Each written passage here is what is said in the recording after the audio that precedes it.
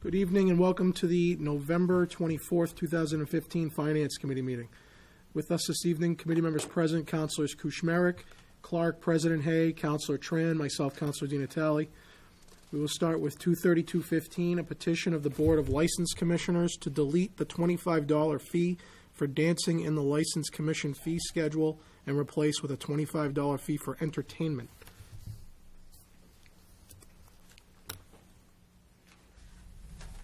City Clerk Anna Farrell.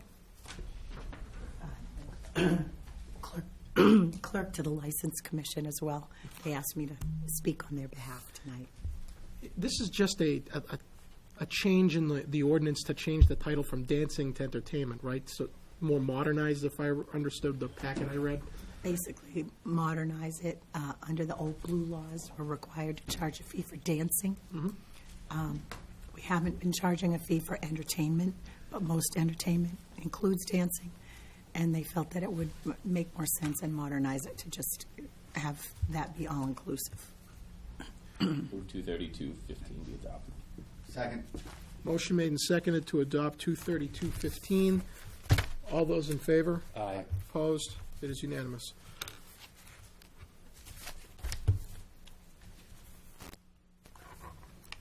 Next, we'll move on to 225-15, an order appropriate $14,800, same to be charged against available funds and credited to accounts as follows: $10,800 to City Clerk Personal Services and $4,000 to City Clerk Expenses.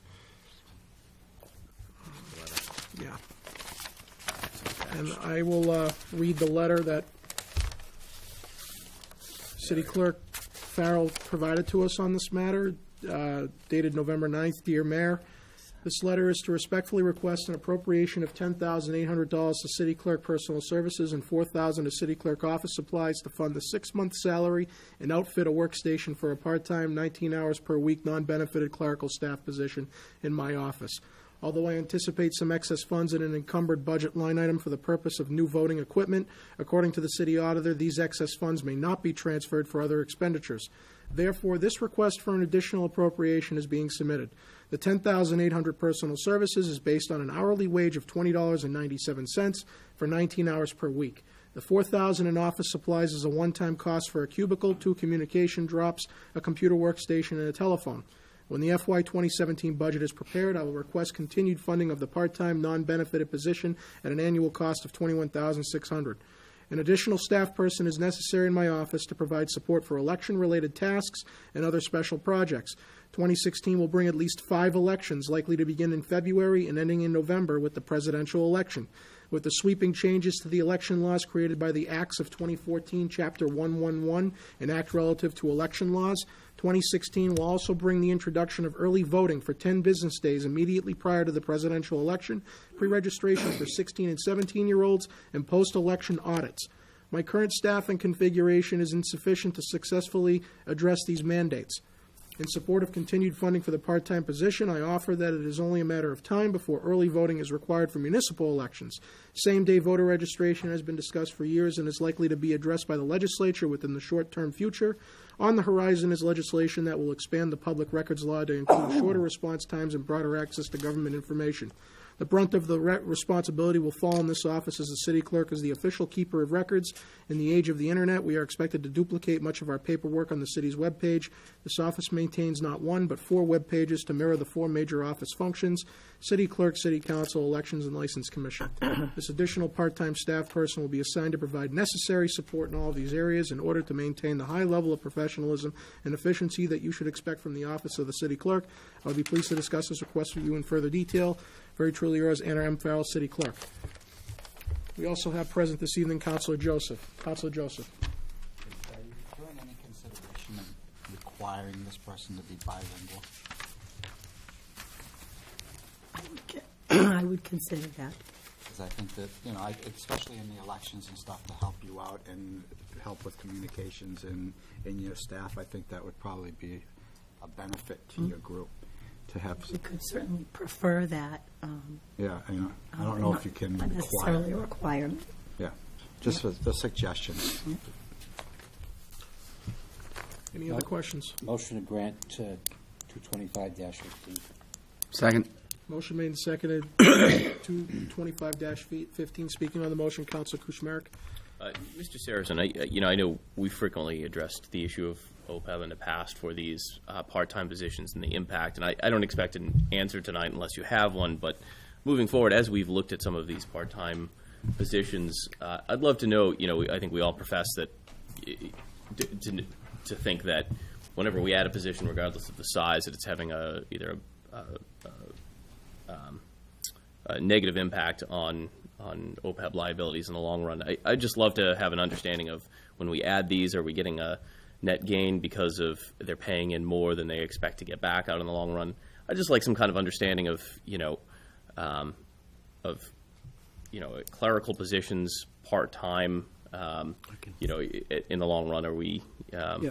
If it's 19 hours a week or less, they're really not eligible for health insurance or pension benefits. Okay. So there's very minimal liability. The only liability is a Medicare tax of 1.45%. Thank you. Yep.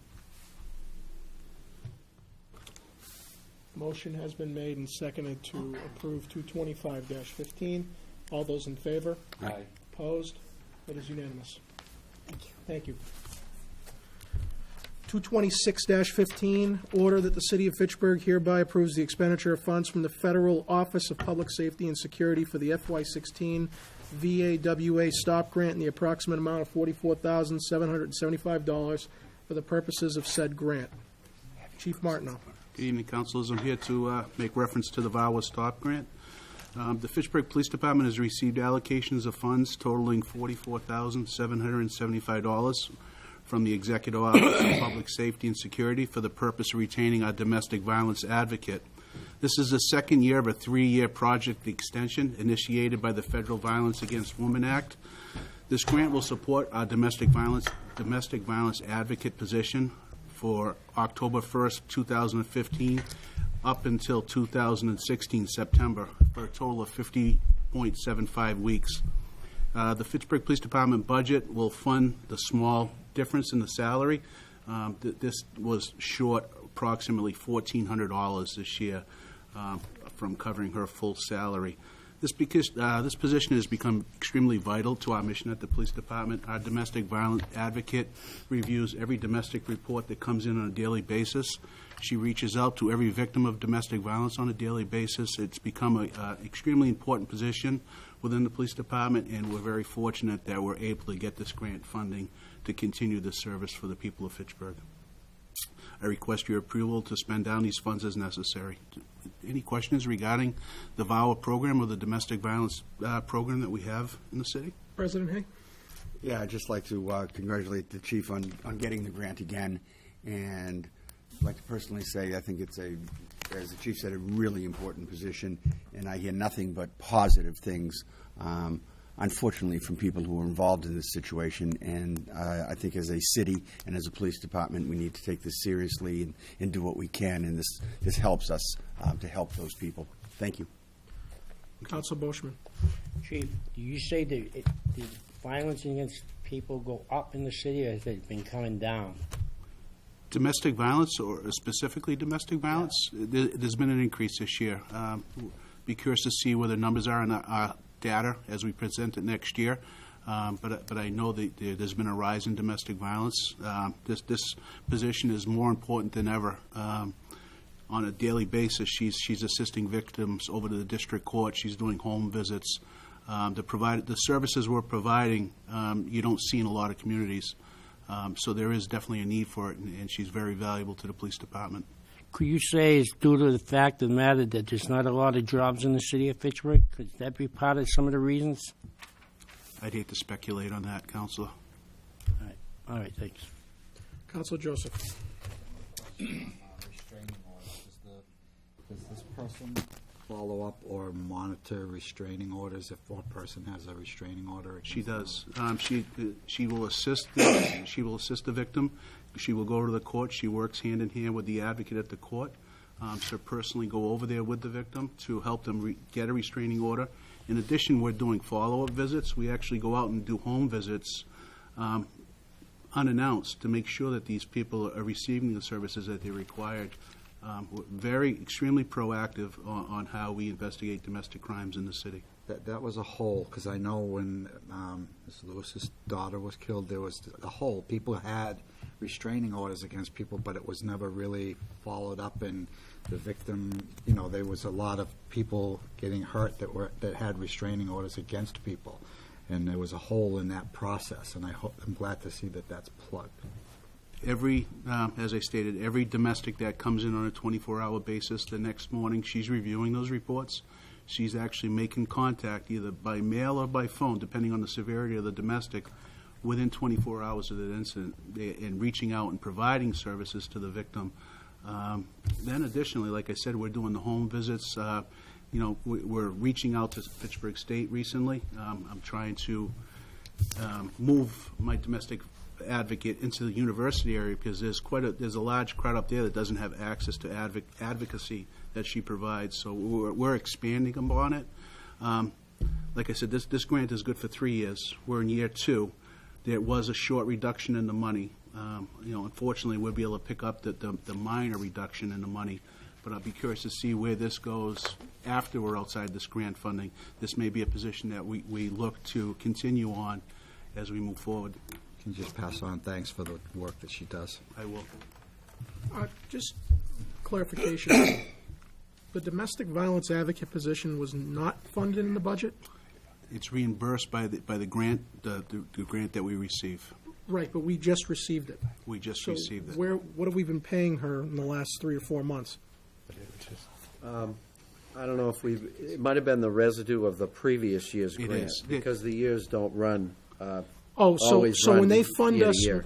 so this 44,000 they're giving us, that's effective now, Effective October. and then it Yes, carries the into. federal. This grant funding runs kind of opposite of our Federal fiscal fiscal year year. funding. Oh, okay, all right. So there's always like an overlap. Okay. That's why Okay, this goes that- from October to October. That makes sense, federal fiscal year, okay. Council Kuchmarek. Chief, I'd like to congratulate you and your department for the hard work you've done on this grant and for domestic violence in this city.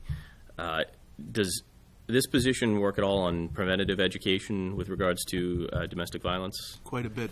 She attends. So we have roundtables at the police station. We meet on a monthly basis talking about preventative measures. Representatives from the district attorney's office and a whole sort of advocacy groups meet at the police department monthly, and we discuss items such as that. I was just going to ask if you had engaged both FAVE from Fitchburg State, the Fitchburg Anti-Violence Education Program, as well as the YWCA and Battered Women. FAVE, they're all part of our collective group that meets monthly at the police department. Have we ever looked at preventative education programs for both staff of Fitchburg City employees or in our public school system?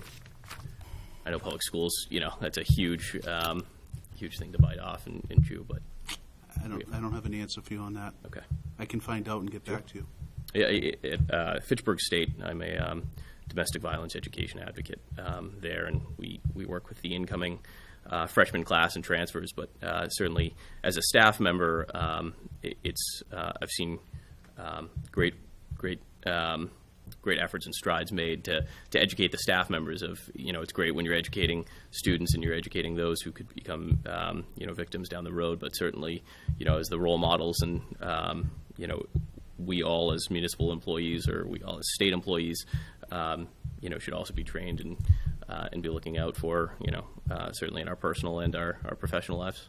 Most recently, we recognized a large population at the university. That's why we're extending our services to the university. Actually, Ms. Don Duro is going to start holding office hours at the community center that we've worked with Fitchburg State down on Main Street to extend those services to the university as well. Great. Well, Chief, thanks for all your collaborative efforts, and if I can ever be of assistance in helping to expand the scope of the program, please don't hesitate. Thank you. Council Boschman. Chief, you said there was an increase of 28%, right? On this 28%, where is the increase? Is it from 16 to 24, 24 to 35, 35 to 50, 50 to 65 and 65 to 100. Where is the increase? The statistic I gave you earlier this evening, it's between 20 to 28% of all arrests have some domestic connection to it. That was what I was referencing regarding the 20 to 28 percentile of all arrests that come into the city of Fitchburg have some type of domestic connection. That's why I was stressing the importance of this position within the police department, so we provide that type of service to a large amount of victims that we're coming across. Well, the only reason why I asked this question is because I thought we could focus in, like Councilor Chris Merrick pointed out, education. Well, if the increase is coming in from an 18-year-old to a 30, then we can tackle it, like you said, at the school level and start it there and work our way up. It takes time, like everything. But if it's like 70 to 90, and you have very little of those, there's a lot of different reasons. When you hit 70 and 90, dementia sets in and everything else sets in, and there's two different scenarios here. I couldn't agree with you more as speaking of the educational benefits of it. However, the advocate is, she's geared towards protecting the victims' rights and making sure that we're providing all the services available to victims of domestic crimes here in the city of Fitchburg. Second. Motion made, seconded to grant 22615. All those in favor? Aye. Opposed? It is unanimous. Thank you, councilors. Thank you, Chief. 22715, in order that the city of Fitchburg hereby approves the expenditure of funds from the Massachusetts Executive Office of Housing and Economic Development for the MassWorks River Street Grant in the approximate amount of $3,050,000 for the purposes of said grant. Mr. Casassa. Thank you, councilors. As many of you are aware, the city was fortunate to receive an award from the governor personally a couple of weeks ago through the Executive Office of Housing and Economic Development in response to the city's proposal for comprehensive streetscape improvements to River Street for the total of $3,050,000. Essentially, what these improvements will cover runs from the intersection of Main and River Streets all the way to the river by Wallace Ave, the bridge crossing by Wallace Ave. The improvements will include street resurfacing, new sidewalks, curb resetting, and various landscaping improvements throughout the stretch of River Street that currently, I think we would all agree, could use a facelift. The other part of the improvements will include a section, particularly the section in front of the strip mall that experienced a fire within the past year. We will be trying to place the overhead utilities there underground because they're very conspicuous in that location, and we think that'll make a big difference in terms of the appearance of the street. One of the reasons we were awarded this grant, and one of the reasons we filed this application for River Street and not in another location, was because of all the new housing development that's occurring, both previously through the Fitchburg Commons project, the Riverside Commons project, and the new Fitchburg Yarn Mill project, in which a significant amount of market rate housing will be built. And we are hoping that the amenities that will be offered there will spur a significant degree of economic development as a result that will meet the needs of those new residents, and that people who actually have a choice about where they're going to live will see this as an attractive alternative for them to move to Fitchburg. Happy to take questions. Council Boschman. You say Wallace Ave. How come we stopped at Wallace Ave and not the roundabout, where there's a lot of congestion in the roundabout, where we could clean that up too? Well, really, the limits of the project have to stop somewhere. That was the most logical place we could see because of the connection to the Fitchburg Riverside Commons project at that location, and because of the limitation in the amounts that you can request under the budget. All right. Council Tran. Thank you, Larry. Was it $20 or $22 million of private money that's going to be spent on the mill conversion? The total project value was $37 million when you include all of the tax credits that they're going to be eligible for. I was told. But yeah, that's the actual dollar expenditure up front. Do we have a timeline on when the construction will begin on the infrastructure and the mill conversion? Well, my understanding is that they've begun the demolition work at the mill, but we haven't had a closing yet. They're still lining up their financing.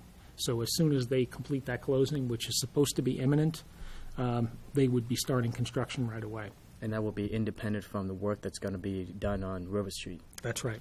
And do we know what the timeline is for the work on the River Street? We met with the state today about that, and they're expecting us to provide them with a detailed drawdown schedule. And what we're trying to do now is get the engineers out to begin the final plans for the project. We're going to be meeting with all of the owners along the street. We've met with several of them already. We want to be sure that they're partnering with us wherever possible. Several of them have already expressed a willingness to help with any landscaping improvements in terms of maintaining any improvements that we make in the street, and seem very excited about it. We would like to have the final plans ready to put it out to bid by January or February of this year, if at all possible, because that's the most favorable bidding climate for construction work of this type. The types of firms that typically would bid this kind of a project will generally like to line up their construction season work before the end of the winter. And so if we can't meet that time frame, the likelihood of getting competitive bids starts to go down in March and April. And our concern, of course, is although it sounds like a lot of money, the kind of work that's being done, it tends to be very expensive. So we want to get the maximum bang for our buck. So what we would anticipate is that the bid open would happen, we hope, by February or early March, and we would have a construction startup probably around May 1st. Now, does the infrastructure work consist of additional lighting on River Street? There would be lighting improvements, yes, as well. There'll be new lighting, and as I mentioned, a lot of different types of landscaping improvements. I think it's great. I'm hopeful, and I'm excited for this project because for many years, whenever we discuss about Main Street, I've always said that we have to improve and start working on the other side of Main Street, so that way you have two exit points. Right now, there's really nowhere to go when you get onto Main Street, and it's some people consider it's a safety hazard being on River Street. So this work will drastically improve that area, and I'm looking forward to it. Thank you. So this is strictly market rate housing? Not strictly. The Riverside Commons project is almost 100% market rate housing. They have a small, because they're in a 40R district. They That's have 245 River Street, right? Yes, I believe so. Okay. But this next... The next one will be 60% market rate. Okay, so you said earlier that the hope is there's going to be economic development as a result of this. Mm-hmm. I guess my question is, why is it listed? Why is it considered hopeful? Why wouldn't we see anything? I mean, there's so many people that are going to be living down there. I guess it goes to the overall issue we've been having. There's so many people in these areas, and yet, and I don't want to belittle the businesses that are there, but you would assume that businesses would follow where the people are. So is the hope really just that hope, or are there studies done in conjunction with this project that says there are retail or commercial developers who are willing to put money into that area once this is done?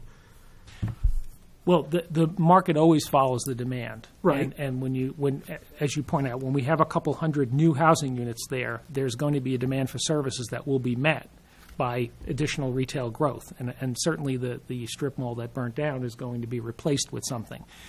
That's where I'm going with this. What we're hoping to do is encourage a forward-thinking developer who recognizes the potential that exists in terms of the market there and does something a little bit more upscale than what existed there before. So is our But that's a economic- private decision. Right. That's certainly something that we have to create the place setting for, if you will, as much as we Is the city being can. proactive right now in marketing this project to developers to say, hey, this is what we're going to have in place in a couple of years?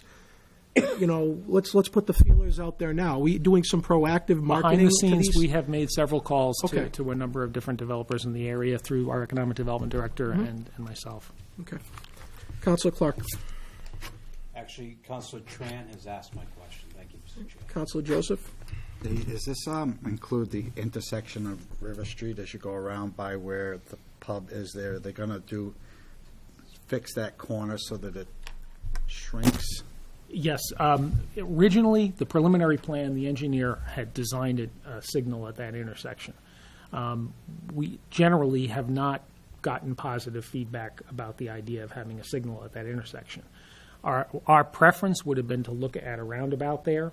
The concern we had, and the reason we didn't include it in the original proposal, was that a full roundabout would have involved a number of takings of a couple of corners there to make that work.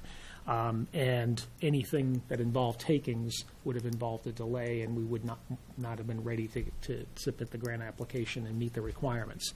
However, we've asked the engineer to take a harder look, and he believes that it's possible to design a mini roundabout at that location within the existing right-of-way without any takings. Now, essentially, that would be very similar to the roundabout that already exists at John Fitch Highway and Mechanic Street and Ringe Road. The difference would be you wouldn't have that large landscaped center. You would just simply have a smaller center that would be made of maybe a brick pavers or something similar to that, and it would be possible for vehicles, if they had to run over it so that we could meet the turning radius of a tractor trailer or something very large. What about the burnt house, abandoned house? There's no takings in this? That property has been purchased by Dunkin' Donuts, the abutter.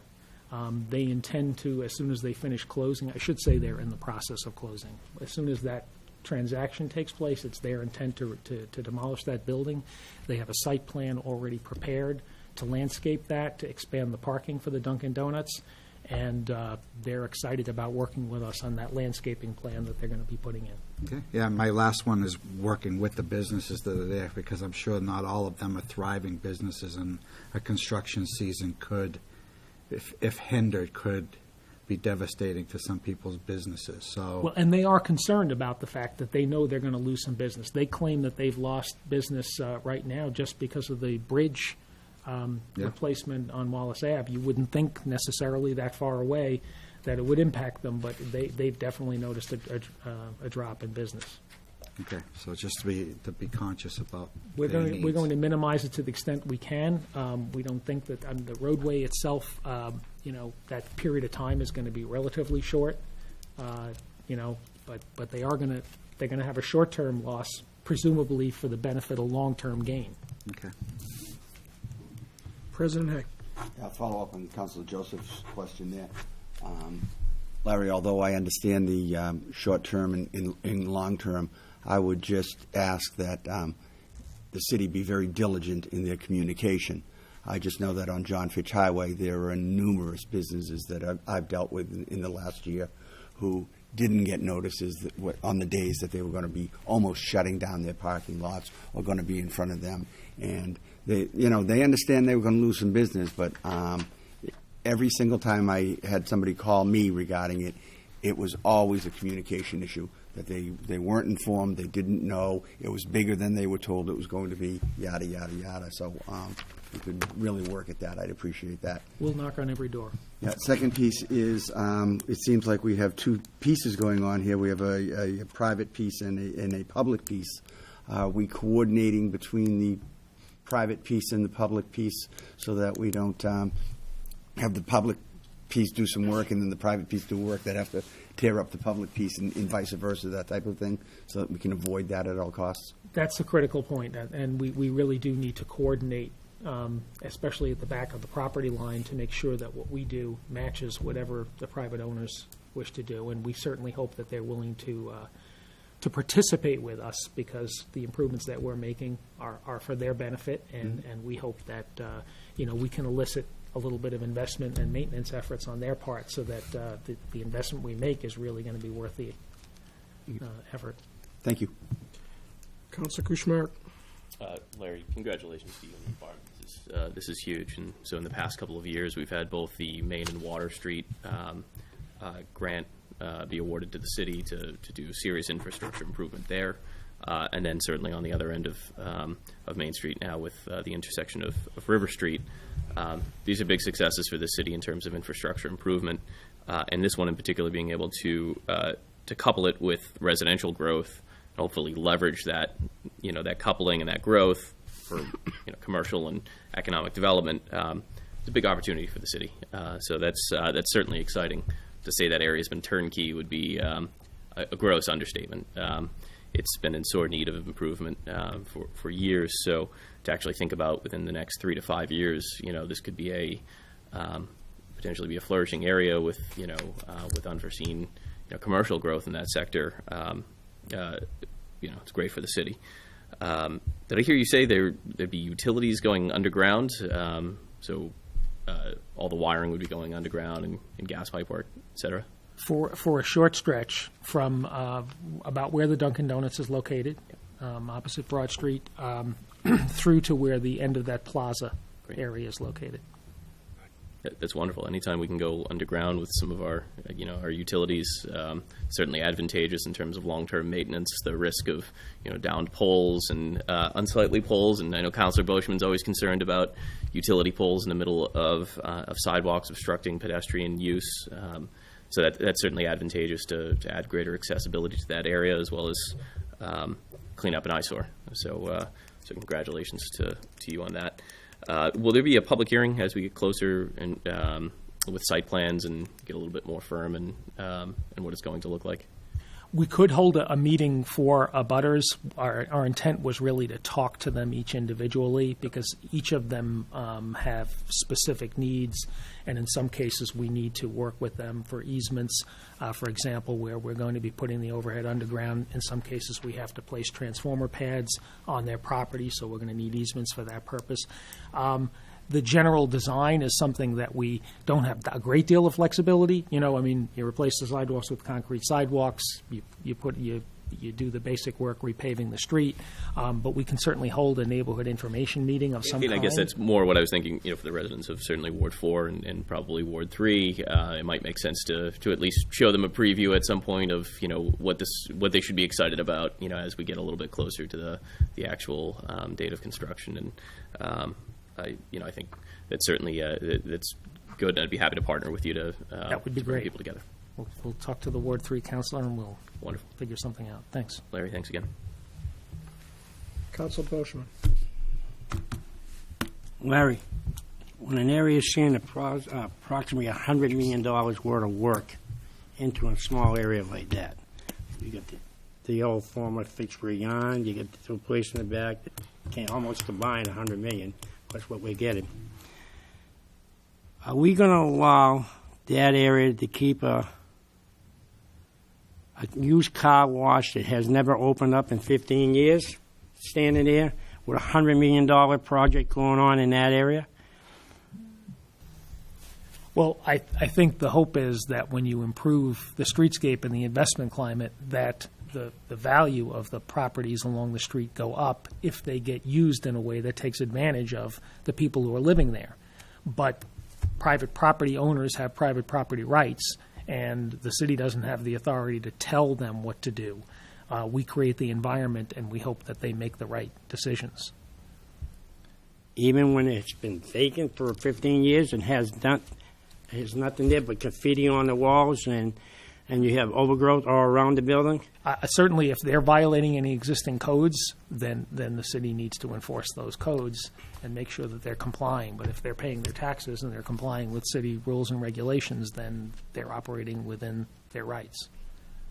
And we'll certainly take a look at that. It has been a concern. There are several areas along that stretch that are not the most attractive, and we're hoping to use this as a motivational tool to leverage those kind of private investments so that they do make changes and they do improve those sites. So we're going to have somebody from the city go around, knock on their doors and say, hey, we're spending approximately $100 million in your area. Could you start fixing up your properties and maintain your front of your properties and everything else? How can we work with you so that you can benefit from this? That's going to be our approach. All right, thanks. Councilor Clark. Thank you, Mr. Chair. Larry, do you know if what Councilor Boschman was talking about, can we put that on an agenda for the NICE program, or is it even on the NICE program on that list of all those addresses that we want to take a look at, I think maybe NICE should take a look at this.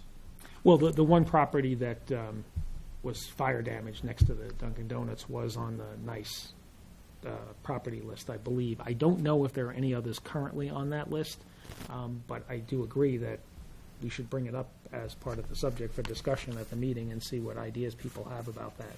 I think so. Move 22715 be adopted. Second? Motion made and seconded to approve of 22715. All those in favor? Aye. Opposed? It is unanimous. 22815, in order that there be and hereby is transferred the sum of $12,338.71 from CDBG Year 40 Code Enforcement to CDBG Year 41 Parks and Playgrounds. Councilors, this transfer request is for us to be able to meet our requirements under the Massachusetts Contingency Plan with the Department of Environmental Protection for the work that was done at Coolidge Park about 4 or 5 years ago when we installed the new roadway entrances. We were also forced to rebuild underneath those roadway surfaces because they had settled, and the reason for that is that parts of Coolidge Park were built over a former landfill.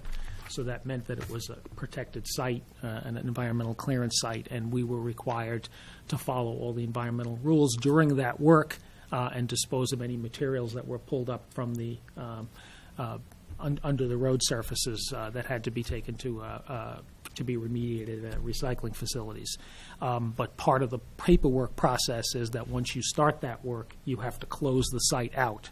And the closeout requirement has to take place within 5 years of the work that was done, and that's what it will cost the city to have an environmental firm, a licensed site professional to do this. So what we've done, because we would not otherwise have sufficient funds in our Parks and Playground account to cover these costs, is we are proposing to transfer remaining funds that were unspent from the prior fiscal year for the Code of Health. The code enforcement activities under the Board of Health. Mr. Casasso, first question I have is, who determines what account gets transferred from? Who determines what account we taking the money out of? Well, what in this particular instance, we always respond on the basis of the circumstances. If a need arises and we don't have sufficient funds to address it, in this case it's a mandate by the state that we do this work, we looked at all our CDBG accounts, and this was one of the accounts that had already been completed for the prior fiscal year. It had some remaining funds that would otherwise have been reprogrammed. So typically we'll look at the various accounts and try to cobble together sufficient funding to meet whatever the need is that's occurred. This can't be reprogrammed into more code enforcement? It could be. It could be reallocated in the general pool for next year and then used again for code enforcement. But in this case, we have an urgent need now to meet the DEP's deadline that we submit this. So this 12,000 out of code enforcement isn't impacting this year's CDBG currently That's correct. ongoing? That's correct. This is from a prior year. This is from the year ending June 30th. Okay, so these accounts, if there's money left over, and it doesn't, like a normal budgetary account, that doesn't stay with code enforcement in the That's next correct. CDBG year. It gets recycled or reprogrammed, as you say, and it can be used for some other purpose in the new year of funding. That is what we do. Okay. I just want to make sure that we're not taking away from our code enforcement activities to cover this, because then I would say, well, who determined that code enforcement was the avenue we should take money out of and not something else out of CDBG that... Understood. But you mentioned Understood. it was reprogrammed. I understand now. So, President Hay. Yeah, just as a follow-up on that, because that was going to be my concern, is we're doing less code enforcement. We certainly don't want to be doing less code enforcement. We want to be doing more code enforcement. But if there was $12,338.71 left over in the code enforcement account from the prior year, did we ask for that same amount this year for code enforcement? Even though they hadn't spent it all the year before? We informed them, as we do all other applicants, to apply for a full year's worth of funding starting July 1st, the fiscal year that we're in now. And that's what they did. And they received an allocation to cover that full fiscal year. So these funds, if they were not used for this purpose, would have become available for the next fiscal year beginning July 1st, 2016. Right, but my question, Larry, was if you awarded them X 2 years ago, and they used X minus $12,338.71 2 years ago. In this year, if they asked for X again, did you give them X, or did you give them X minus $12,338.71? Well, their ask was different this year because they wanted additional code assistance for the building department, I believe. Okay. And we've vetted that process through the planning board, mayor, and council, and the decision was to give them that amount. Oh, okay. I just want to make sure that when not, because maybe 1 year for a particular reason, somebody retired or something like that, and their expenditure went down, I don't want that being reduced because, as I said at the beginning, we need more code enforcement, not less. Sure. Thank you. Yeah, I mean, code enforcement, it's just, why do we have any balance in code enforcement? I mean, if there was a purpose for it out of CDBG, I'm sure we could find it for some other purpose within code enforcement. Not so much something on your plate. It's just general comment that it's like the police officers or the firefighters and the DPW saying, oh, yeah, we have extra money, so, whatever. But you would think that any penny they've got left over, they're going to use it for something because they're always strapped. But that's what jumped out at me when I saw it. Councilor Joseph. I just say shame on us for not spending $12,398 on code enforcement. I'm sure there's a violation or two we could have found in this city with the extra money if we would have paid somebody that in overtime or something. So if we have any, it's too late now, but just the fact that we have that amount left over, it's like shame on us. I mean, yeah, you're putting it to a good use, I know, but shame on us for having that left over in that account. That's ridiculous. Councilors, I think what we're probably going to have to do with this information, and we've seen it before, is I think for the next round, these are appropriate questions we need to ask those who have made the request for these monies. To, I guess what I'm hearing is we need them to spend what they're getting because it's federal money. It's for code enforcement. God knows we have more than enough code issues in this city. Amen. There really shouldn't be anything left over in that account, especially when they're asking for more every year. And it applies anywhere else. If the police ask for $80,000 for foot patrols and drug enforcement, and they only spend 50 of it, well, I mean, they could use 160 is what we're told. So why is there anything left over? Understood. Yeah. I think that the problem here may be that I didn't do enough homework on this one because the year that we're talking about was a year in which we did, I believe, increase the funding for code enforcement and to allow the Board of Health to hire a couple of new inspectors. And it could be that there was a lag time. That is, that they weren't able to hire them by July 1st. And as a result, they weren't able to spend that $12,000. It could be as simple as that. I don't know because I didn't check. Councilor Kuchmer. Larry, do you happen to know so I know this is coming from one account, or is this the culmination of all available funds left over from last year's round of CDBG, or are there additional pockets of money that are still yet to be allocated? There are additional pockets of money that will become part of the new program year starting July 1st. So when we contemplate the activities to fund under this Year 42 program, which begins in January, we will have our annual entitlement plus any recaptured funds or program income from prior years. We can't keep funds depending on the activity. There are different rules based on the activity, but we can't keep funds forever in an account because there's a timeliness. Understood, but you're still saying that there's still money out there that, Some activities do roll over. For example, construction activities, money that we're using to match the grant for $3 million for River Street, for example, isn't from this fiscal year, but from a prior fiscal year. Often we will roll over those funds because construction projects can sometimes take 2 or 3 years to complete. And I don't want to beat a dead horse with this, but I was just reading today, this afternoon, looking at, I believe it was a nice agenda or a note from Liz Murphy talking about the latest rounds of demolition in this city as it pertained to code enforcement and how we move forward with our problem property list. I can't help but think, if we have more pockets out there, every year I feel like it's a recurring issue of we don't have enough money for demolition in this city, we don't have enough money for code enforcement and other activities. If we still have available pockets out there, we should be we should be making sure that departments are spending them wisely enough within a reasonable time frame, within the constraints of a fiscal year, and that we're spending them, because there's certainly enough areas throughout the city in terms of code enforcement that we could be reallocating and using just as swiftly. Thank you. Move to 2815 be adopted. Second. Motion made and seconded to adopt 228-15. All those in favor? Aye. Opposed? It is unanimous. Thank you. 229-15, order that loan order 153-14 adopted by the City Council on July 1st, 2014, authorizing a borrowing of $23 million for the sewer system projects be amended in its entirety to authorize an appropriation and borrowing of $34.1 million for various wastewater projects.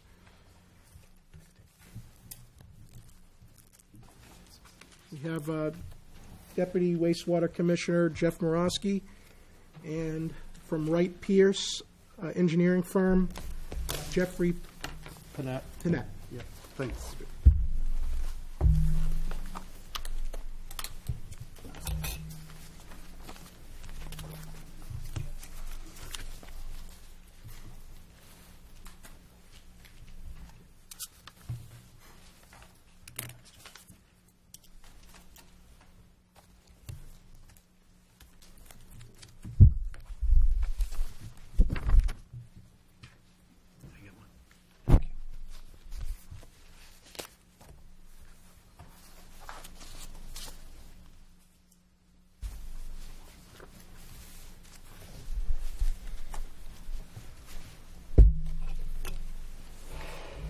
Thank you.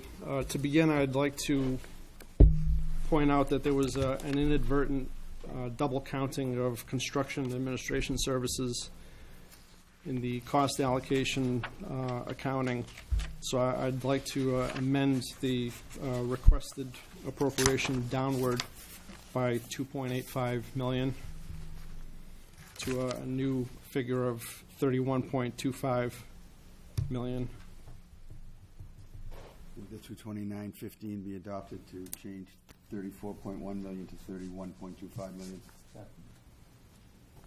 Motion made and seconded to amend 229-15, striking 34.1 million and putting in its place 31.25 million. All those in favor of the amendment? Aye. Opposed? It has been amended. This particular project has to do with the next large consent decree project, and it's a treatment plant upgrade project. It is part of our consent decree. When we initially funded this, it appears as though we were a little bit premature in the loan authorization request, and then subsequent to the passing of the loan authorization request, which was, I believe, in May of 2014, we had additional scope that had added cost, both for the equipment and the upgrades themselves, as well as a need to address the protective earthen berm that surrounds the treatment facility.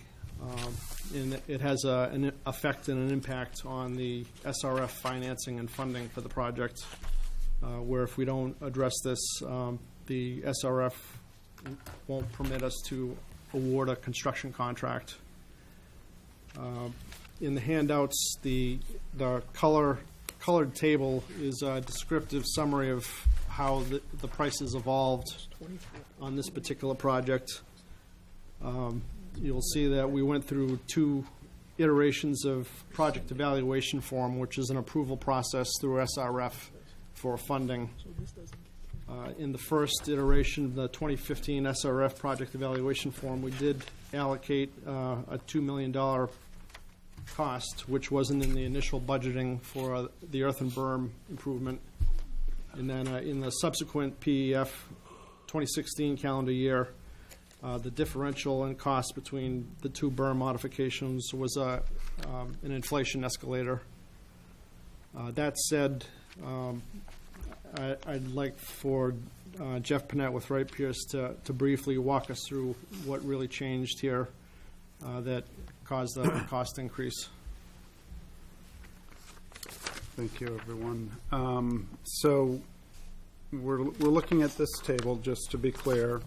The project was originally conceived in a POTW optimization report, which was required, as the city was negotiating with the Department of Justice, EPA, Mass DEP, and Mass AG around your wastewater infrastructure.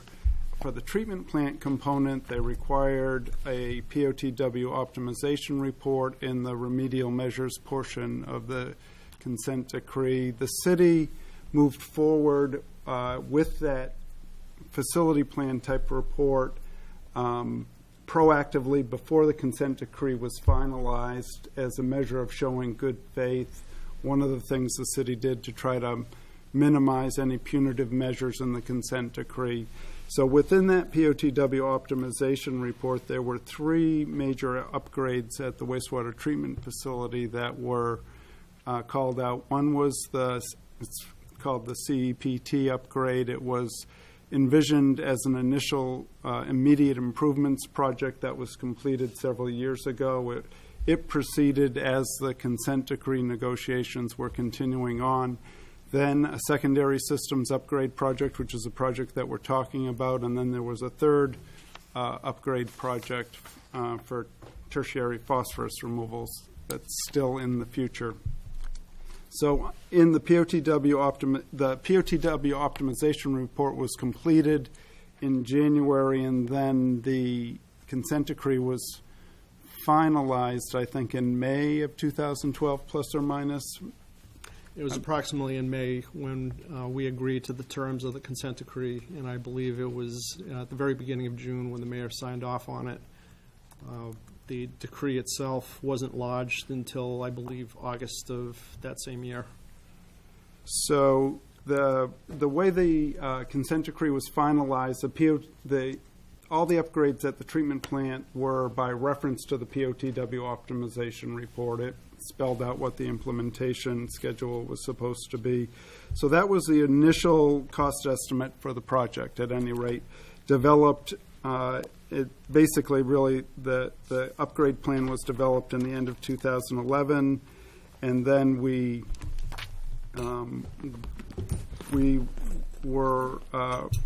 moved forward with the project starting in mid-2013, and we published a preliminary a cost estimate at the time that we published a preliminary design report in October of 2013, and then a final design estimate in April 2014.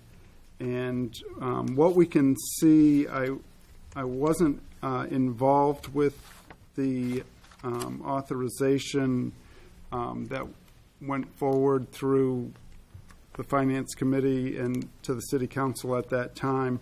But we can see in hindsight that it was our preliminary design estimate and not our final design estimate that moved forward, even though the authorization occurred a little bit after we had presented a final design cost estimate. So in terms of accounting for the changes in scope, we have to go back to what we had in our preliminary design and some of the changes that occurred from the preliminary design to the final design. Did you have a question? Wait. Keep going. Okay. So that is, there were a number of changes between the preliminary and final design. I think in terms of the biggest cost items, really what it came down to is when we presented the preliminary design, we could see that our costs were escalating, and there were a number of items that were presented in the preliminary design that the plant staff had to make a decision about whether to include in the upgrade or not. The plant is 40 years old. There's an immense amount of need at the plant, even beyond what's being addressed in this upgrade, and so certain additional upgrade needs were included in the final design because they needed to be, because the equipment is old and aging. So that's the simplistic answer. I'd be happy to get into the specifics, but there's a bunch of specifics in the footnotes if you want to look at them between the preliminary and final design estimates. Then in April 2014, 3 things derailed the project. One was There had always been a big question mark around the project on whether it should be bid under Chapter 30, 39M, or Chapter 149. As we got off, it was the city's intent to bid it under Chapter 30, 39M. In April 2014, things came to a head in looking at what was included in the final scope, and decision was made it needed to be bid under Chapter 149. So that issue really was, in a certain sense, the more minor from a technical perspective. Has some impact on costs because doing filed sub bids under Chapter 149 always increase costs, as any of you familiar with construction know. The other technical issue was, well, there were two other more technical issues. One was, even though the project had been reviewed when we issued the POTW optimization report, there were new people at Mass DEP that were involved in reviewing the project, and they requested a peer review of the proposed upgrade plan.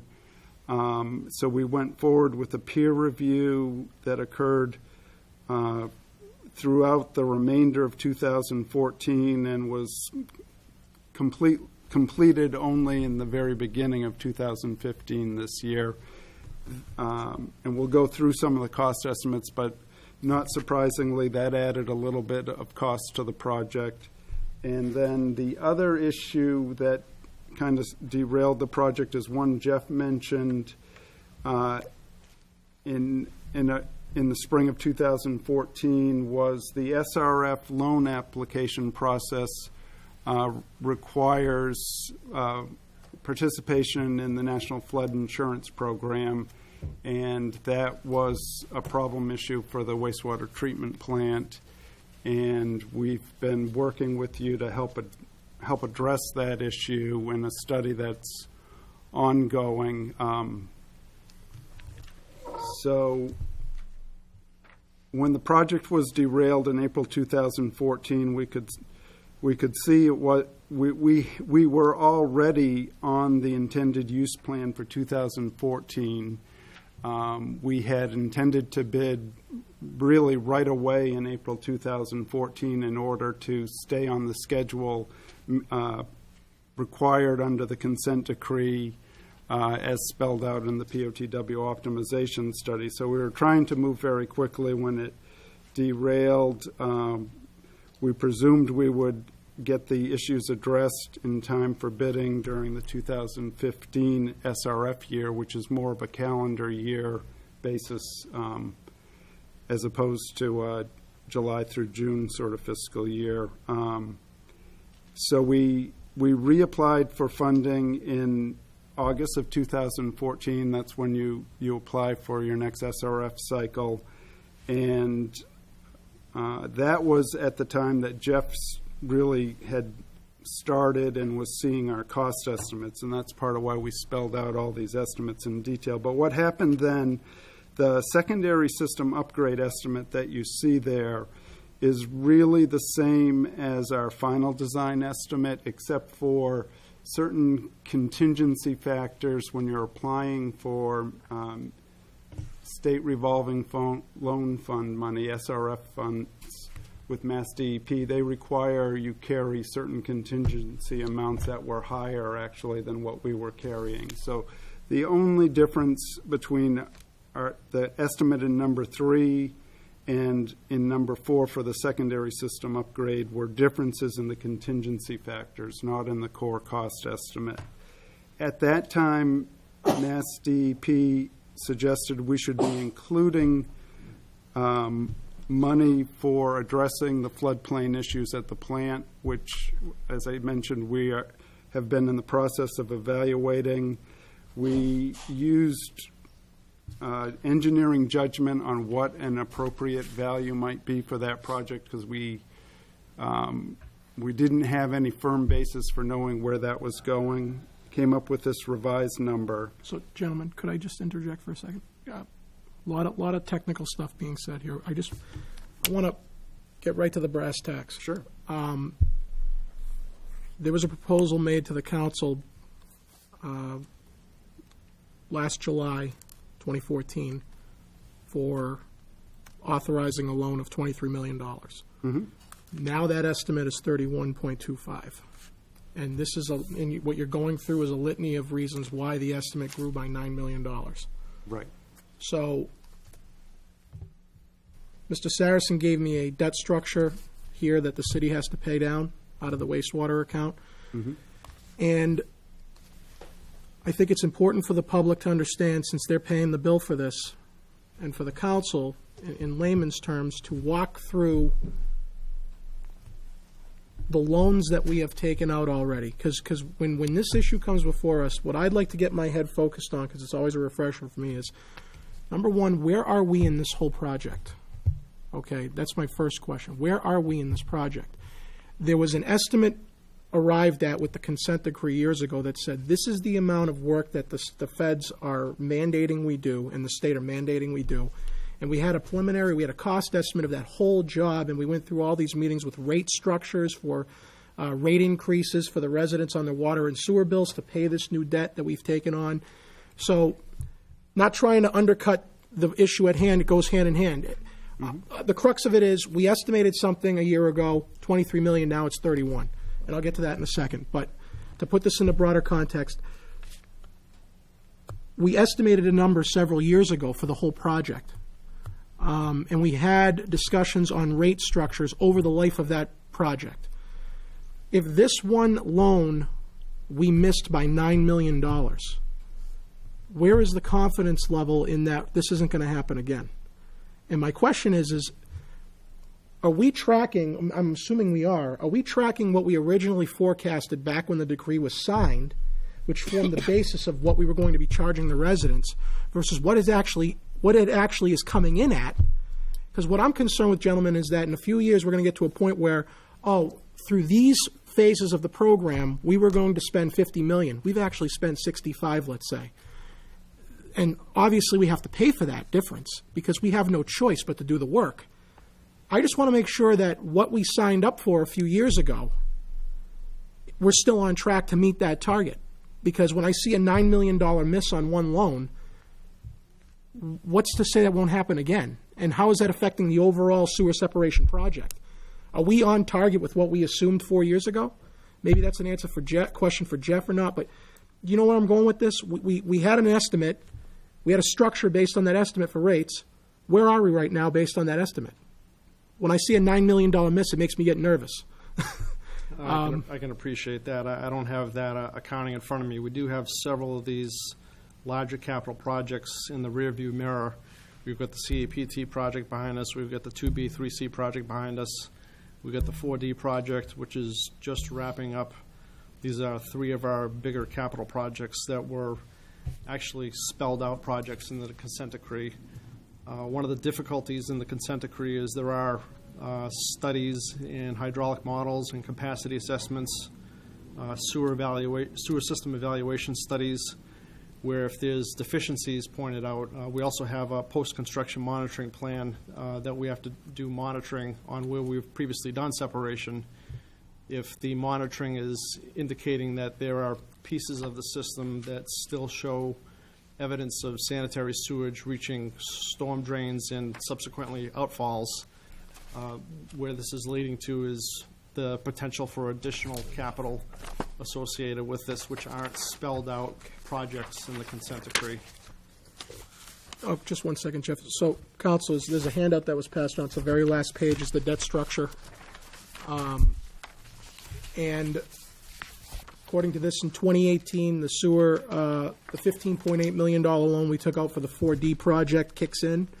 And then in 2019, the loan that we're talking about right now of $34 million, but it's going to be $31.25, will kick in 2019. So our debt service is going to double within the next 3 to 4 years. So I understand the crux of the issue here is that there were several reasons why we missed an estimate, and now we have to apply for more money. But gentlemen, I'd like to see something before the next council meeting or in the very near future that shows, because the way I look at this is When this whole project was coming down the pipeline, we had a litany of items that we agreed to that had a cost associated with it. And we were told that over a 10 or 15-year period the project was going to go on, this is the amount of money we were going to have to borrow to satisfy the federal and state mandates, and this is the amount of money we were going to charge the residents to make good on the payments on those loans.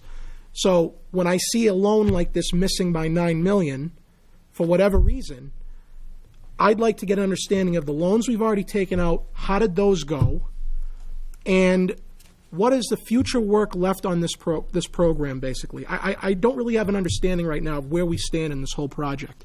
Are we 30% done, 10% done, 55% done, and how many more loans are we going to take out beyond the CWP East for $31 Can I million? just ask for clarification? When you say, where are we with this project? Do you mean the wastewater treatment plant as a whole, or just this secondary upgrade If it's easy, project? well, that's a good question. I mean, as detailed as I can get it, I know there were phases, there were components of this Right. consent decree. Right. There was wastewater treatment facility upgrades and equipment, there was the sewer separation component, and any other component that was in that decree. However easiest it is to get the information and break it down, my point is there was a litany of Right, projects so in the decree. You're looking for the whole wastewater program. I'm looking for the whole picture, of which the sewer separation is a big piece of it, but Right. that consent decree is what has driven the city to raise the rates exponentially on the residents. So I'd like to have an understanding, and for myself, I hope everybody else does, as to how far along on the wastewater treatment plant upgrades are we? How far along on the sewer separation are we? What's the percentage of completion that we are in relation to all the components in the consent decree? How far along are we, and how many more years do we have to go before we're finished, satisfactorily to the Fed and the state demands? And on top of that, in conjunction with this item before us, the fact that there was a miss makes me concerned about, well, if the consent decree, let's say for argument's sake, said $100 million is what it's going to cost the city of Fitchburg for the sewer separation, for the manholes, for the sewer upgrades, for the wastewater treatment plant, and then let's say it ended up costing us $120 million. Well, that's $20 million we didn't know about 4 years ago, and that will evidently lead to more rate increases or bigger rate increases than what we forecasted 4 years ago when we estimated these costs out. So I guess it's kind of like a refresher for me on what's the percentage of completion, and are we on target with our original estimate back when we signed this document of what we thought it was going to cost? Or is it going to be more, or is it going to be less? Because that's a big part of this discussion as to how we're going to go forward with paying for these loan items. Because the problem is, if we're $20 million over our estimate, and I'm just throwing that number out there, we have no choice. We have to do it. So I'd like to have no surprises right now as to what that impact would be. So I guess what I'm saying in short is this is one instance, and who's to say next year or a couple of years when we apply for another loan where we say it's going to be 25 and ends up being 40, how does that impact the overall project per the terms of the consent decree in terms of what our debt is going to be? So we're kind of in a no-win position here. I mean, whether we miss an estimate or not, we have to do it, or else we're going to get in big trouble from the feds. So those are the two things I want to know: percentage of completion as per the terms of the consent decree, and well, three things actually: percentage of completion in terms of the entire consent decree, and you can break it out however you wish. Second item is the amount of loans we've already taken out. And then the third item is, what are the future loans that we have yet to take out beyond this $31.285 million and the time frame for those projects? And then I'd like an assessment done on, is our rate structure that we reviewed a few years ago, is that still making sense, or are we going to have to retool that structure to pay for changes like this one? Because a year ago it was going to be $23 million, now it's $32. I mean, what if this happens again? I'm looking at it in totality, in the big picture. We signed up for a number. Are we going to meet that number? And if we aren't, we need to know about it now, or very soon, because that'll impact what residents get charged. So that's my opinion on this. That's my concern with this request. I'm not going to vote against the request because I quite frankly feel I don't have a choice. But it does paint a concern for me in the long run overall on this entire project as to whether we are meeting, or we are going to be within or at what we believed we were going to be spending 4 years ago when we signed the document. So I'd like to get an update on where we are status-wise on schedule and cost. Because if you look at the debt structure here on the last page, our debt in 2018 is going to be, right now we're paying $3.2 million in debt service. 2017, it won't be going up by much. 2018, it's going to go up by $1.3 million over 2016. And then in 2019, it's going to skyrocket to $7.1 million. So maybe this has to be another meeting to talk about what I'm asking for, but that's why I'm bringing it up now, is we missed an estimate. I get it. It was an estimate. It happens. But my concern is this going to continue? Or if we don't know, obviously, there's a possibility it may happen again, and I want to know how that impacts the overall project forecasting, what we thought it was going to be. Would you mind entertaining more questions from the council, or you still want to speak on anything? Do you want to continue? I'm fine with whatever format works for you. I do think there is some more to explain about the projects, but I'm totally fine answering questions as we go. I think that's the best way to make sure. Do the councilors have any more questions at this point, or do you wish for him to continue? I've got a whole bunch of questions. Okay. How about we let, Mr. Bennett, let's let you finish, and then I'll open the floor to more questions. I just wanted to interject there after we talked about the miss. So, thank you. Yep, no problem at all. So, in 2015, when we were preparing the funding request for state revolving loan funding, we added in a berm modifications project, and the way that the application was set up, we didn't break out the berm. We showed the berm modifications as a additional project, but it was grouped in terms of the overall costs. So when you look at this table, on the construction costs, we had separate estimates for the secondary system upgrade and the berm modifications, but those numbers were added together when we estimated the total capital cost. There was no separate number. So at that time, we hadn't broken it out separately. In terms of the timeline, we updated the cost estimate in August of 2015, both because the project hadn't moved forward and because we'd gone through the Mass DEP mandated peer review. There were a number of items that they required us to include in the design that increased it slightly. We also escalated costs simply because of the time cost of money for inflation in the cost estimate at that time. The only difference between the cost estimate for the secondary system upgrade in number 5 and the one in number 6 is again related to the difference in contingencies. But in 2016, we broke out all of the associated costs for the berm modifications as if it was being done as a completely separate project. So a bunch of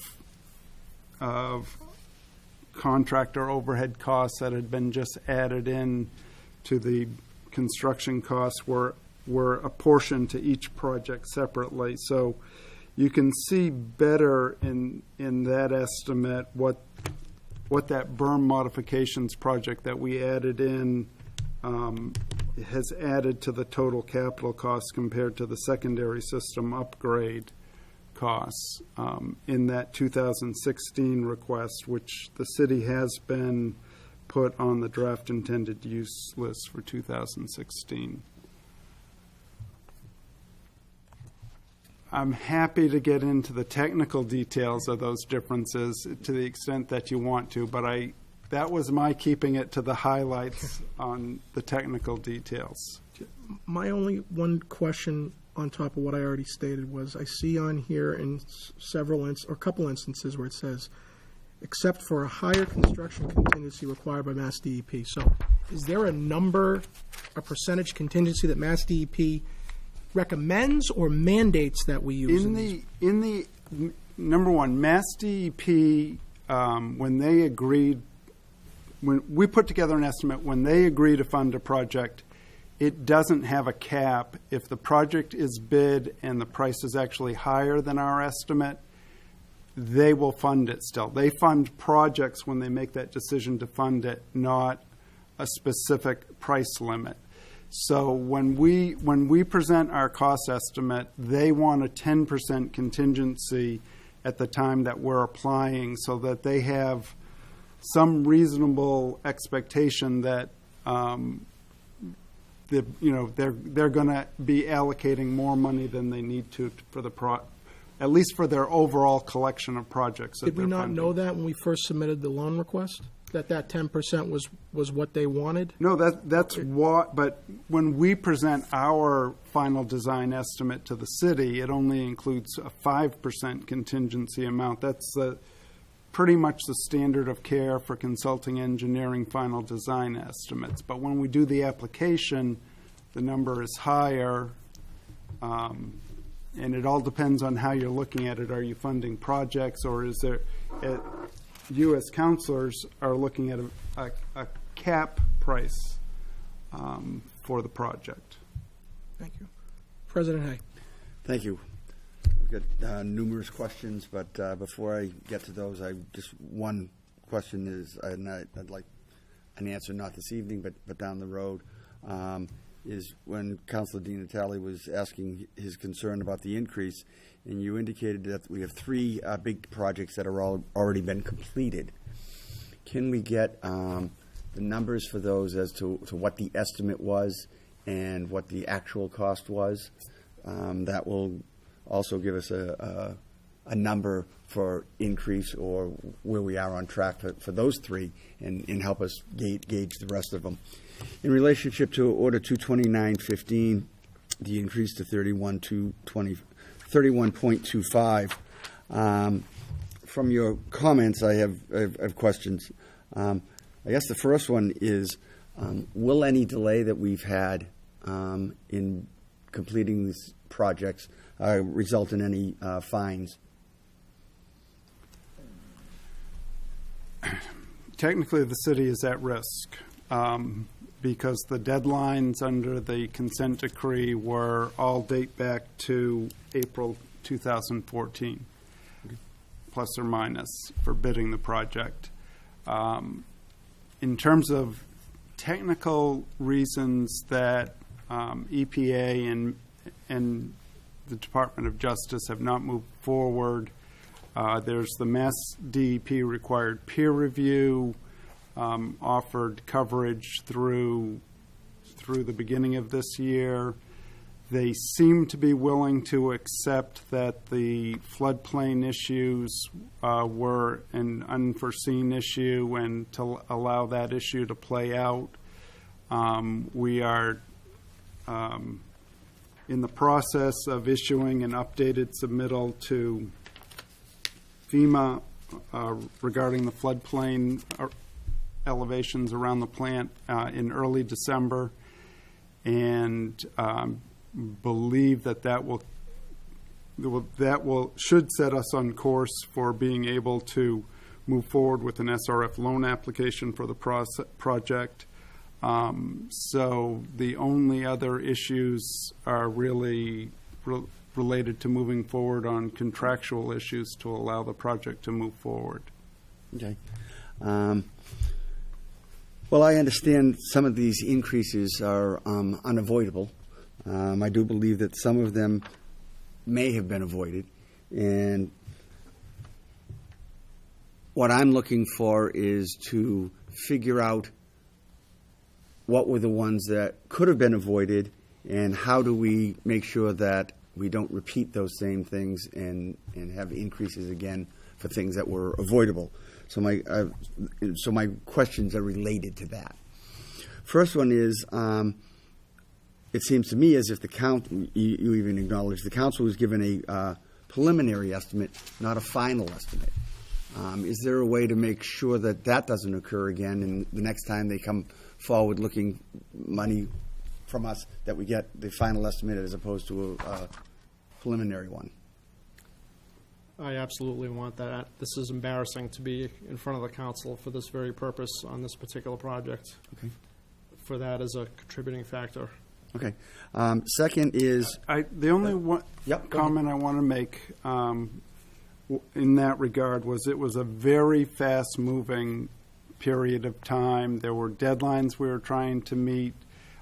Even though the cost was approved in May, June council sessions, the process had to begin before our final design estimate was published.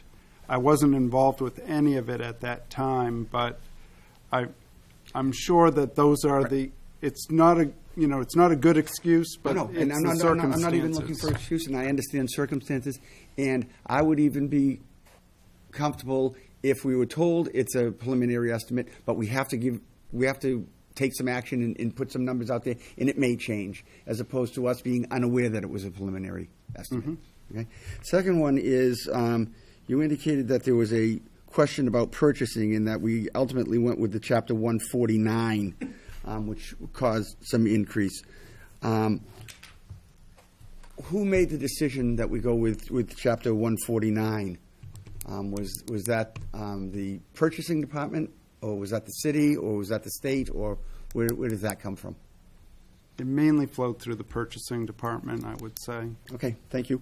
Next is, you indicated that the SRF loan application was a problem for the wastewater treatment plant. Not a problem. It's just that you lose it if you don't use it within certain time frames. So we've had to continue to refile for it, and because the project's been delayed, we did inflate those costs for inflation. Okay. Those are my questions. I just hope we can set up a structure so the avoidable ones can be avoided. Thank you. Councilor Joseph. We're still talking about it, and it's 2016. When will this project go forward so that we will stop having delay payments or cause for... Be at risk for delay payments at this point. What's that? At this point, you're only at risk.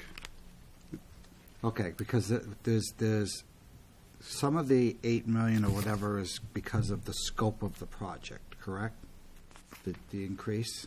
Some of it is because of the scope of the project changed? Right. It was mainly because the scope of the project has increased, yes.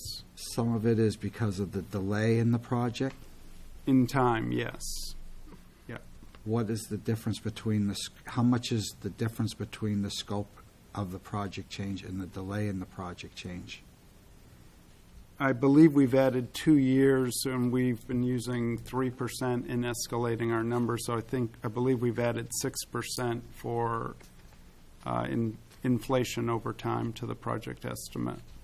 When is it gonna? When are we? What's delaying us from starting now? The chief delay right now has to do with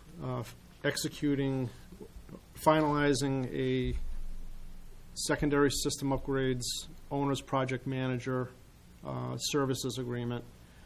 When we made that transition from the Chapter 30, Section 39M procurement to Chapter 149 procurement, and then paired it together with the value of the project, it necessitated, by state procurement requirements, an owner's project manager.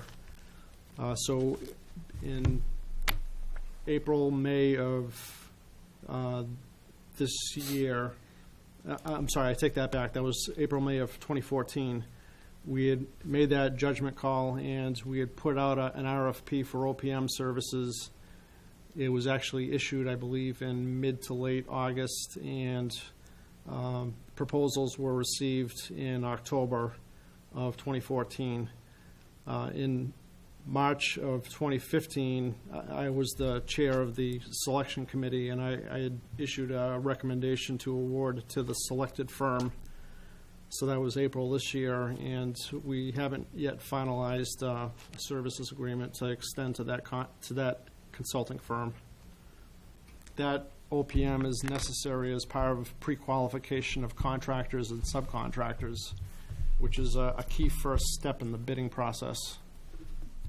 So we need to execute that OPM contract, get that OPM on board, and then the OPM, together with the design engineer and the owner, are all members of the review and selection committee for general contractors and subcontractors. Once we do the pre-qualification, then the project will get put out to bid, and then once the project is bid, and then you get into a normal timeline. You can anticipate when the project will unfold. Right, we have actually we have that issue and the floodplain issues at the plant that I mentioned. We've got a follow-up submittal in December. If that all gets resolved, then our timeline is that perhaps we could be bidding this spring for award by June if these issues are resolved promptly. Okay, I mean, we're already talking an $8 million difference because of a delay. I do not want to continue to make this a $10 million issue because we can't get to the end point. Let's get to the end point before we kill our taxpayers even more. I ask you to move forward as quickly as possible so we stop the delay increases, because it's killing us. My other question in reading this is the Hazel Street and the other portion that we saw in here, is that an additional project? That's actually part of the next order. So these things here is not related at all to the Hazel Street. Hazel Beach is separate from SSU. SSU is a treatment plant project. Hazel Beach is actually a street project. Right? And that we're not talking about increases to that here. They're separate. Okay.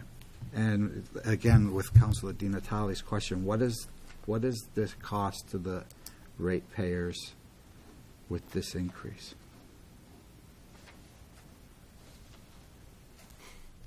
And when will we know what the...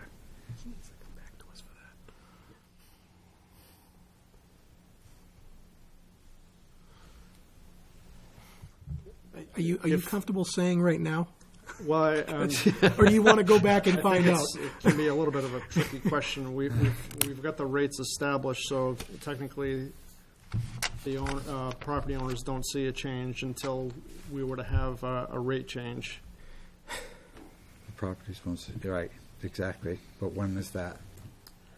Well, that kind of goes hand in hand with the debt schedule, and you can see what the debt schedule looks like versus what we have in the retained earnings or free cash, which the certified free cash was at July 1, about 8.9 million.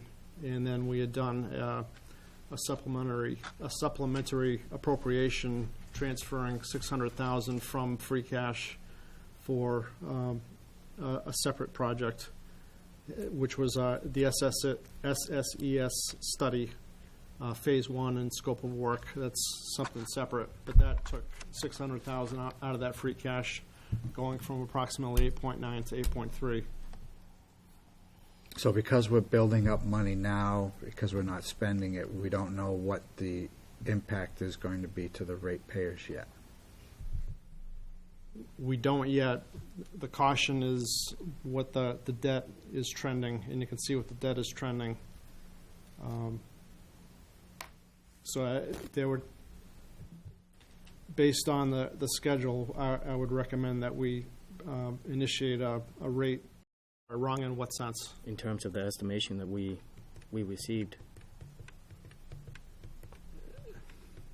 Estimation is kind of a tricky thing. At the stage that Wright Pierce is at right now with the the design that they have in hand, it's relatively easy to have an estimated project price based on the design they have and what they anticipate, equipment and contractors' prices and so forth. You can get a much more reliable price than when you're looking out 5 years, 10 years, 20 years.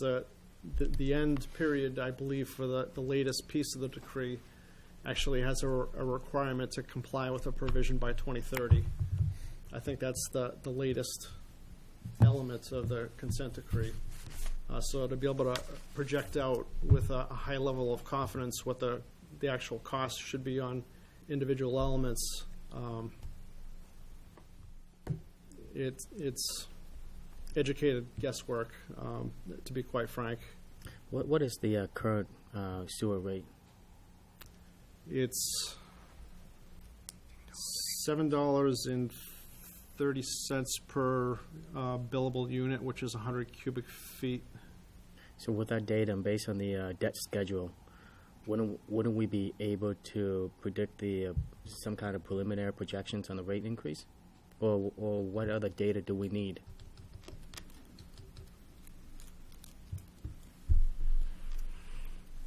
I'm not an expert in doing rate studies. I'd like to pick John DeLine's brain on his experiences most recently.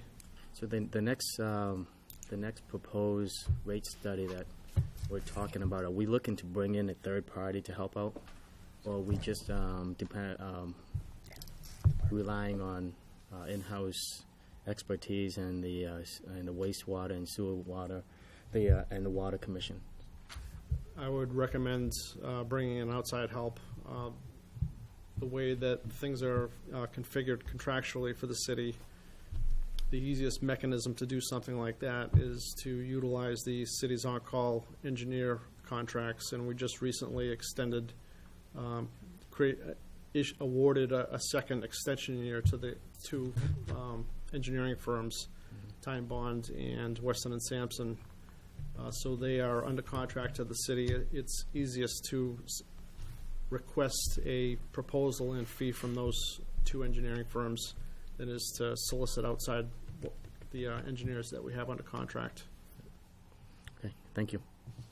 Jeff, I understand the affordability analysis was done 4 years ago that had an estimate going out 30 years. I mean, no one's naive to think that projecting 30 years out of cost is going to be within 1 or 2% of the estimate. I mean, that's why I said earlier there needs to be a recurring look at this. Understood. I mean, the affordability analysis was the baseline. We're 4 years into it. We've had projects completed, projects undergoing. Where are we right now after 4 years? Where are we after another 4 years?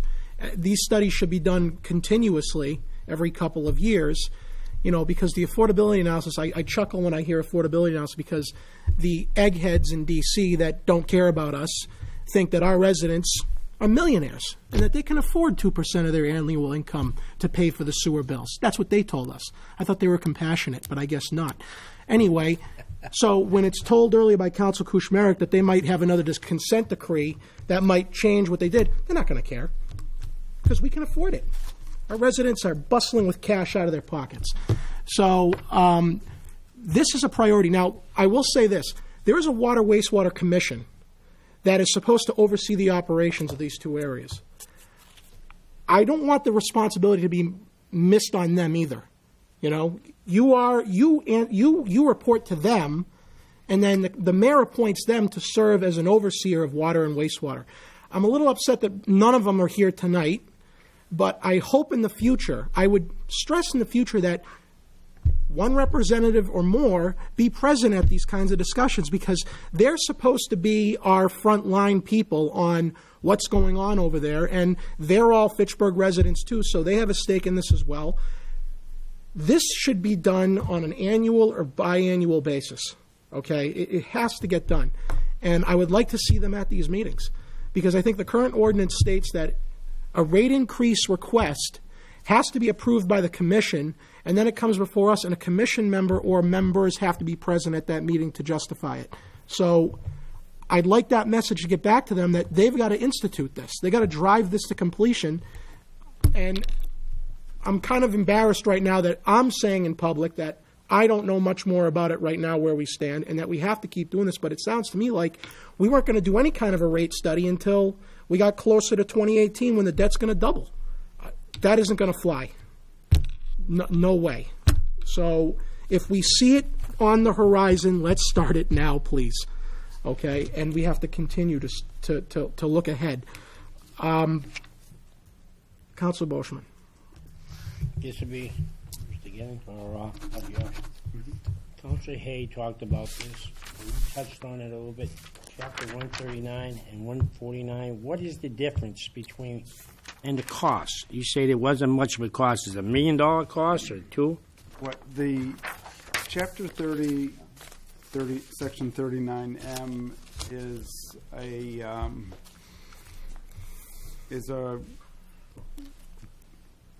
I guess it's a part of Massachusetts general law that allows you to bid certain types of projects. You typically think of it being horizontal infrastructure, like all your sewer line projects were done as 3039M projects.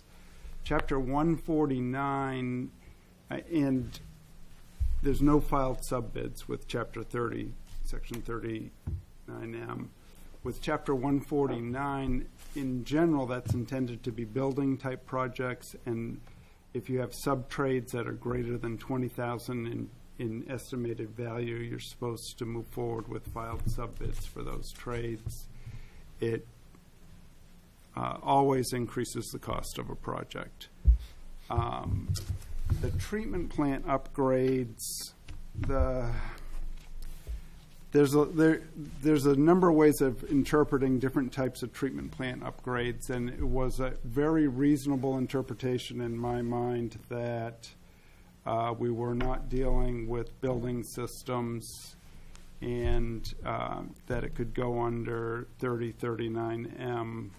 But the city ultimately moved forward with an interpretation from the Mass AG's office, and they basically felt if there were sub-trades exceeding the threshold for filed sub-bids that it should be 149. And so the purchasing department made the decision that we should be moving forward under Chapter 149. So you're telling me it wasn't just our purchasing, it was somebody higher than that? It was a well-vetted issue. Yeah. All right. Now, my other question, this is to Jeff, because I really have a hard time. Why did it take us 40 years to start repairing something when we were dealing with the EPA, the DPA, and everybody else, and the Clean Water Act, and everything we're doing? I mean, I own a car. If I don't replace my brakes, something else goes on it. I just can't keep riding my car and have metal on metal. I mean, I don't understand why 40 years of doing no repairs and all of a sudden, as all the councils are saying, we got a big bill.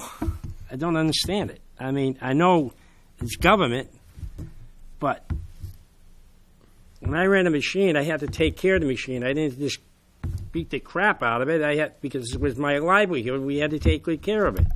And then we have to, if there was something wrong, it was my job to go and say to the boss, hey, you got to fix this because it's no longer cutting straight. I'm cutting the taper.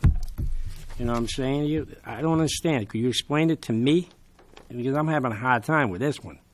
40 years before we start making little bits of upgrades. Obviously, I wasn't around 40 years ago. I think it was essentially a deferred maintenance type of mentality where we weren't doing work unless there was a sewer collapse or a sinkhole in the street. If there was a blockage, the blockage would simply get popped open, and then whatever was freed open would essentially migrate down the sewer pipe and potentially deposit somewhere else. We're much, unfortunately, as a result of this decree initiative, there's a lot more inspection. We're doing CCTV work. We're doing cleaning. When we open up and even do cleaning, we're not simply transmitting that debris down the system. We're actually collecting it and removing it. So we are being much more proactive. We're we're documenting what our system is right now, when we're creating a baseline knowledge of the existing condition as we're doing the CCTV. We're not just getting video of it, but we're actually condition assessing the infrastructure as it now is.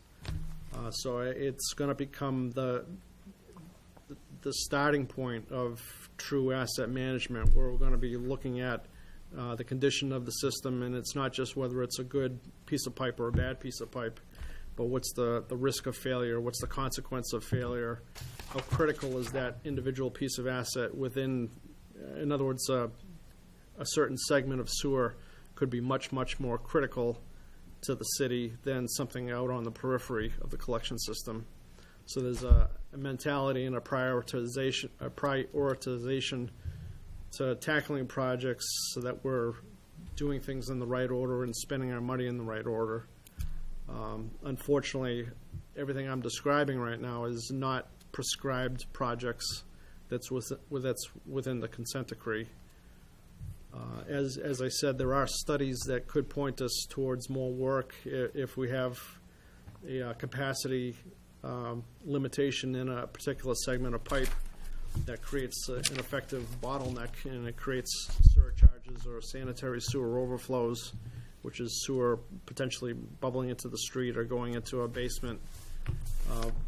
That would point us to doing a hydraulic improvement and an upsizing of pipes so that it has a greater flowing capacity, as well as increasing the O&M for that particular segment to prevent that problem. So these are the types of things that we'll be undertaking and planning to help improve the system. So to make a short story long, we're doing a lot more now, and it's much more proactive, and we need to start spending our money in the right way. All right. Instead of waiting until we're being told to do a project by the regulators. Okay. Appreciate that. Move 22915 be approved as amended. Do I have a second? That was 22915? Yes. I'll second. Motion made and seconded to approve as amended 22915 for $31.25 million. Speaking on the motion, President Hay. Yeah, just a question. I know we've got to spend this money. I know we need to do this project. I was considering making a motion to adopt it, but I was also considering making a motion to hold it. And my question is, if this were to be held, as opposed to the motion that's on the floor to adopt it, until councilors could get some of the questions answered that we asked tonight, would that result in putting us in a more dangerous position to be fined or cost increases? In other words, a short duration, effectively, until better answers could be provided to the council. A couple of weeks. I can't honestly say that would create a problem. There's a long-term Thank you. issue. There's a long-term question, and that's the rate structure. That will take a while. Short-term answers that I was looking for that I think you can provide within a week is, overall, where are we? And what other projects beyond the $31 million will we have to do? And what are those estimated loan amounts at this time? Those basic questions I feel you guys should already have. Is how far along are we, and what do we have left to go? And the total cost so far versus what we may have thought they were going to be 4 years ago.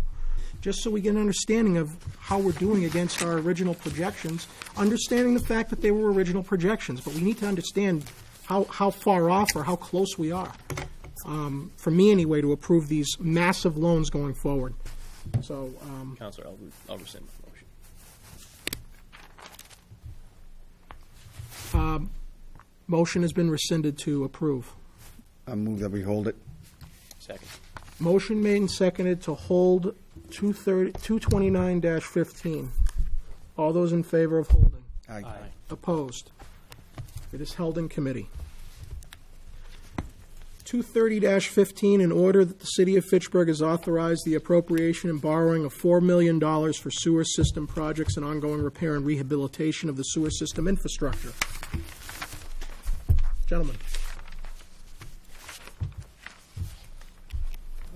Jeff Panett's not involved with this particular project. This is, again, consent decree. Half of this project is Beach Street, which was identified as a priority extraneous flow removal project. We didn't have the in-house resources, primarily time, to allocate towards an internal design and bidding of that work. So it had held until this time, and the second half of this project was actually precipitated by the CSS 2B 3C project, which was the job done by not the current contractor, Rivoli, but the previous contractor, Ludlow Construction. We had a combined sewer overflow regulator structure in Laurel Street, pretty close to the intersection of Kimball Street and Putnam Street. That project included provision to permanently close that regulator.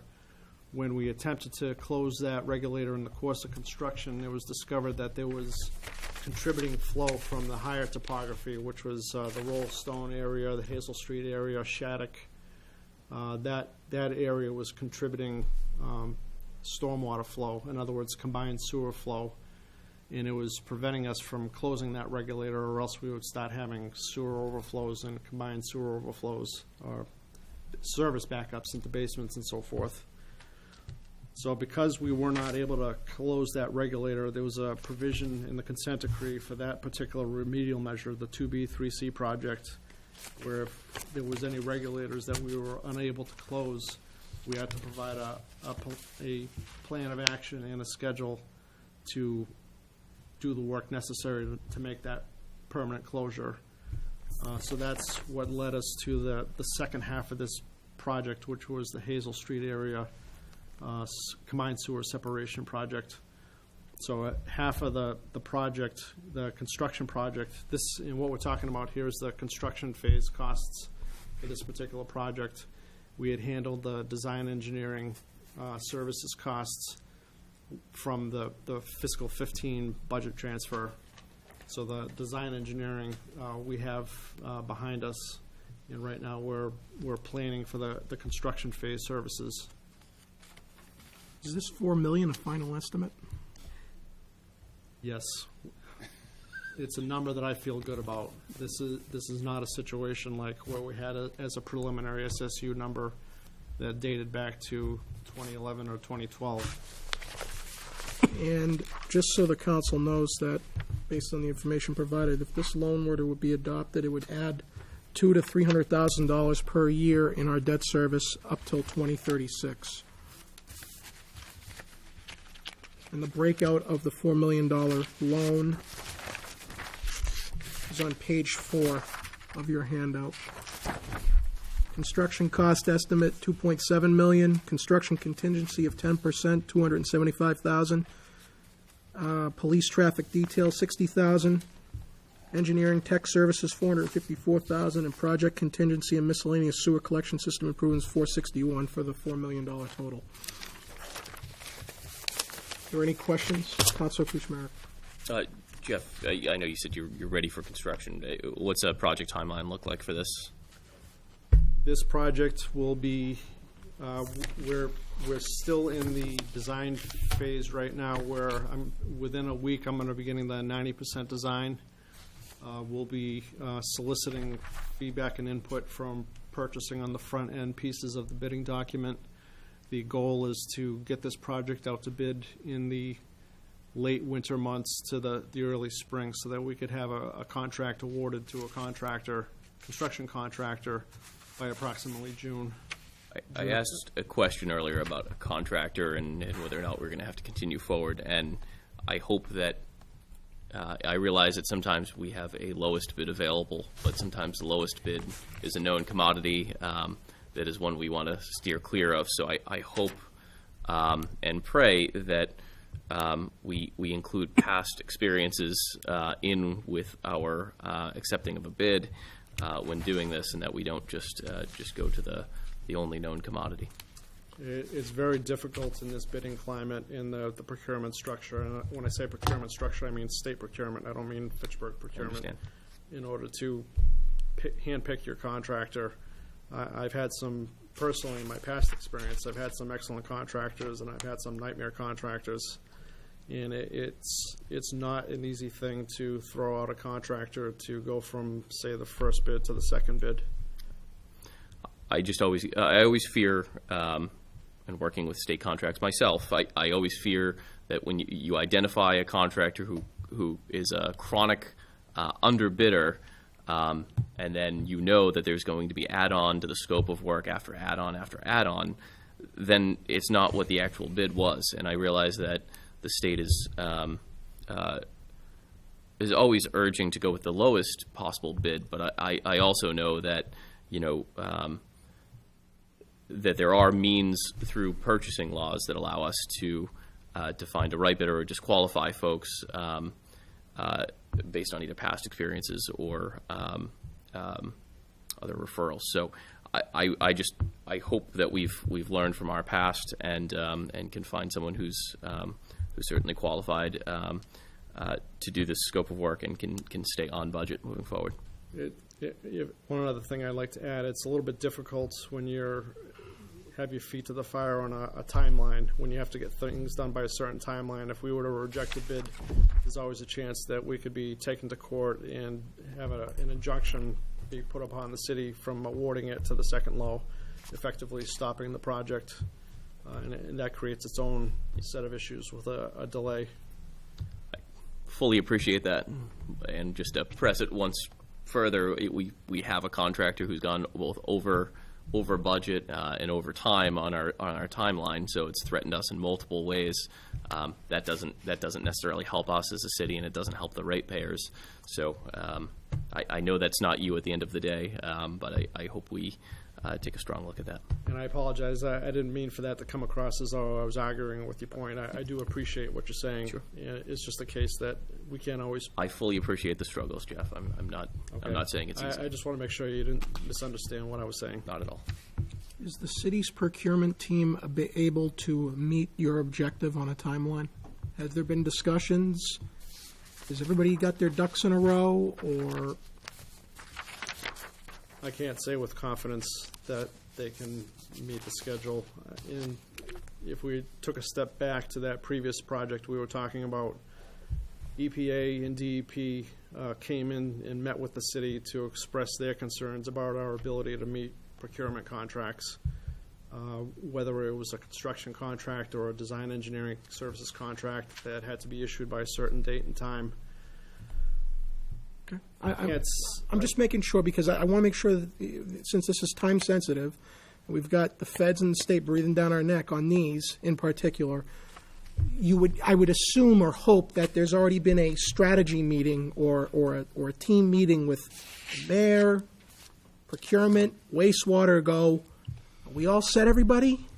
You know what I mean? I would hate to have the bid submitted or the request submitted and then it gets stalled for whatever reason, especially in your area, because of the fact that we have all of these deadlines that are time sensitive with the feds. So you don't sound too confident at this time. That's why you said it needs to get done by the late winter months. And here I am sitting saying, well, are you getting a commitment on that? And is that going to happen, or is that just what you'd like to see? But I have great the other components of this process that are integral in meeting your assessed deadline, are they on board with that deadline? Is what my point is.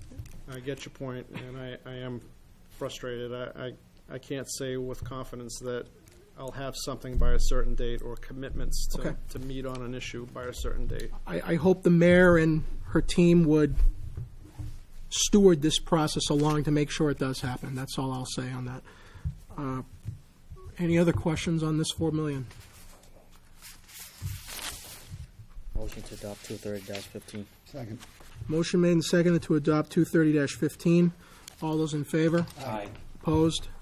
One in opposition. Passes 4-1. Motion to adjourn. Move adjourn. Motion made and seconded to adjourn. All those in favor? Opposed? Aye. We are adjourned. Thank you.